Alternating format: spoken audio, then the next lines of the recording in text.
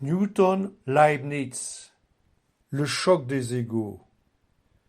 Voici l'histoire de deux génies, nés au XVIIe siècle, à quelques années d'intervalle, et morts au siècle suivant. Il n'est pas exagéré de dire que l'anglais Isaac Newton et l'allemand Gottfried Leibniz ont contribué à transformer radicalement la vision du monde de leur époque. Voici deux portraits célèbres de nos deux géants de la pensée. Lequel des deux, à votre avis, porte la plus belle perruque? La vie d'Isaac Newton n'a rien d'un long fleuve tranquille. Il semble au départ frappé par le destin. Il naît grand prématuré, 3 mois après la mort de son père. Ses parents sont sans instruction. Il est abandonné par sa mère en bas âge, laquelle s'est remariée. Newton souffrira toute sa vie de ce traumatisme. D'un autre côté, il semble avoir bénéficié d'un incroyable alignement des planètes. Il survit d'abord à sa naissance prématurée. Son oncle, pasteur anglican, repère ses facultés intellectuelles et le soustrait à la vie des champs. Il s'instruit au Trinity College de Cambridge. Il échappe à la peste noire et vient se réfugier au manoir familial de Woolsthorpe avec juste les connaissances nécessaires pour pouvoir travailler de façon autonome. Quand il revient à Cambridge, à l'âge de 23 ans, il a révolutionné la vision mécanique de son époque. La vie de Gottfried Leibniz n'est pas banale non plus. Ses parents sont aisés et instruits. Et très vite, Gottfried démontre des facultés intellectuelles exceptionnelles. Il fera de brillantes études de droit, mais excellera dans les domaines les plus variés. Curieux de tout, il viendra se former à la physique mécanique auprès de l'astronome hollandais Huygens, installé à Paris. C'est aussi un brillant mathématicien et physicien, et c'est avant tout un philosophe qui inventera un concept très original, celui des monades, des atomes dotés de spiritualité, qui inspireront certains des pères de la mécanique quantique. On lui doit aussi les prémices du langage informatique et, d'une manière générale, une approche de la science non purement matérialiste. Il meurt malheureusement dans une quasi-indifférence suite à sa querelle avec Newton. Venons-en maintenant au sujet principal du livre, le choc des idées entre nos deux géants. Ce sont deux conceptions du monde complètement différentes qui vont s'affronter. Il est intéressant de les examiner à la lumière du recul de l'histoire. Leur querelle sur la primauté du développement du calcul infinitésimal est restée célèbre. En réalité, ils ont eu d'illustres prédécesseurs, mais leur contribution a été absolument remarquable.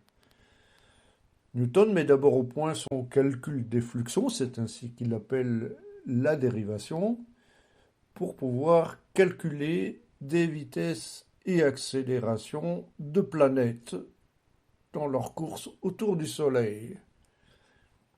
Leibniz publie ensuite sa version du calcul différentiel et intégral en généralisant et en formalisant le travail de Newton. Il donne des conférences dans toute l'Europe. Newton finira par publier ces fameux Principia, son œuvre majeure qui contient le calcul des fluxions.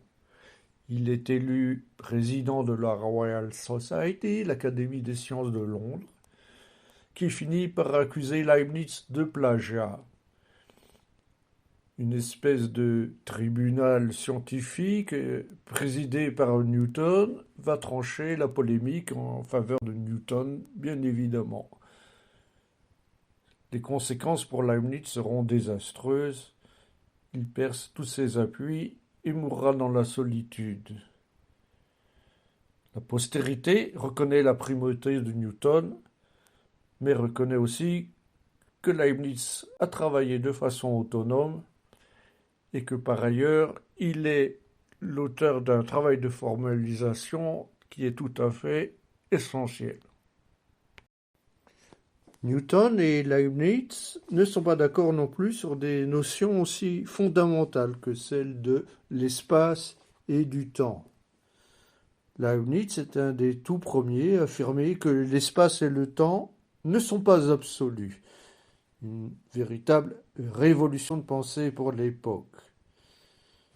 On ne peut pas, malgré tout, aller jusqu'à dire qu'il anticipe le couplage espace-temps de la relativité restreinte, puisqu'il raisonne en pur philosophe.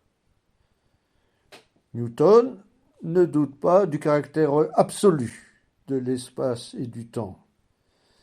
Il comprend toutefois que tout mouvement est relatif, puisqu'une référence pourrait se déplacer à vitesse constante sans nécessité d'effort.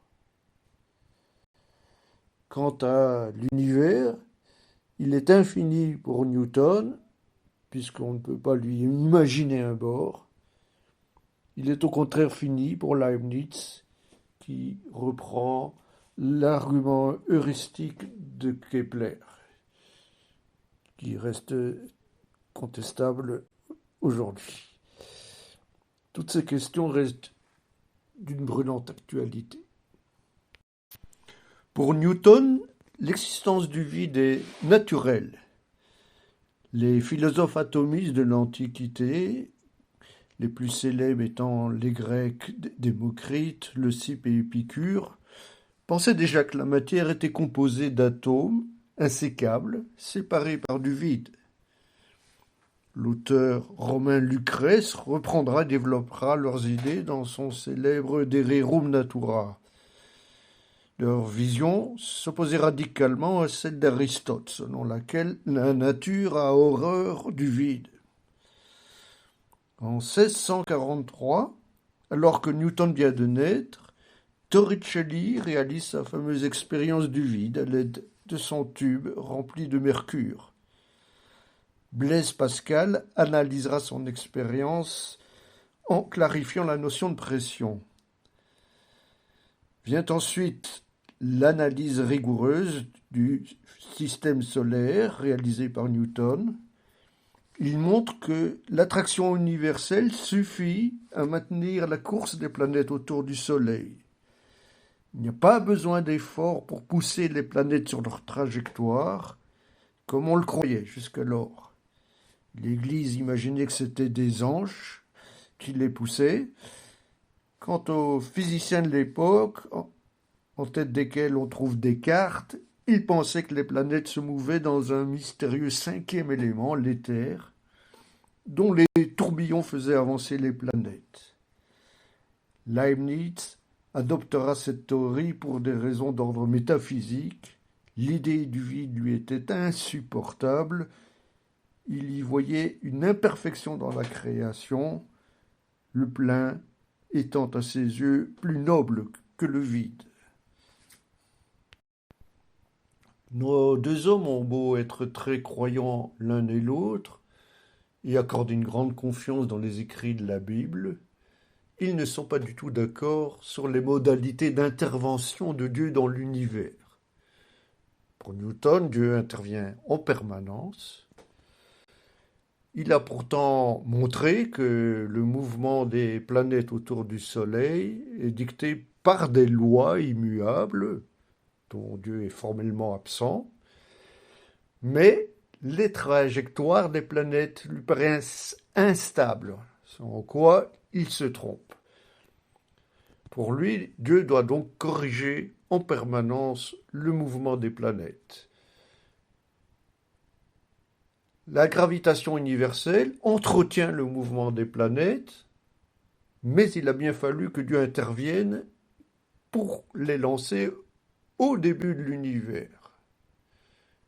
Enfin, Newton est désemparé par l'existence des forces à distance dont l'action lui paraît surnaturelle. Pour Leibniz, au contraire, Dieu s'est retiré du monde après l'avoir créé.